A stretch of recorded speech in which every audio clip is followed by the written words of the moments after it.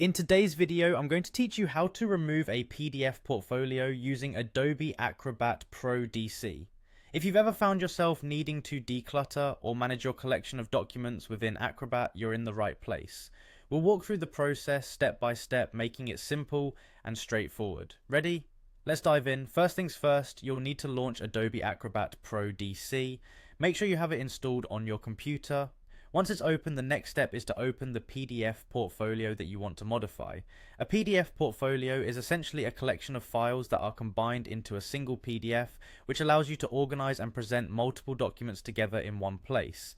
These can include PDFs, Word documents, images, and more, all wrapped into that neat package. Now, once your portfolio is open, you will see a list of all the files contained in it, conveniently displayed on the left-hand side of the screen. It's a good idea to spend a moment looking over these files to ensure you know exactly which ones you'd like to remove. A common reason for needing to remove files could be a need to update the portfolio by removing outdated or redundant documents. When you're ready to make your selection, simply click on the individual files you'd like to delete. It's really that easy, just a click highlights them. Keep in mind that while selecting, you can hold down the Shift key to select multiple files at once, or use the Control key if you want to select files that are not in sequence. This can be a massive time saver if you're planning to remove several files from your portfolio.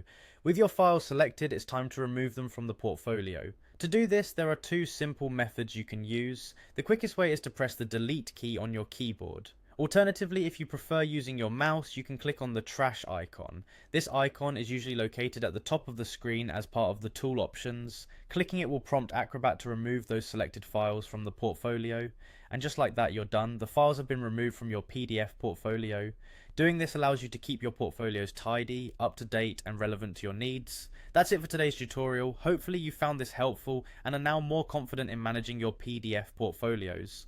For more tips and tricks on using Adobe Acrobat Pro DC, make sure to subscribe and stay tuned for more videos. Thank you for watching, and happy organizing.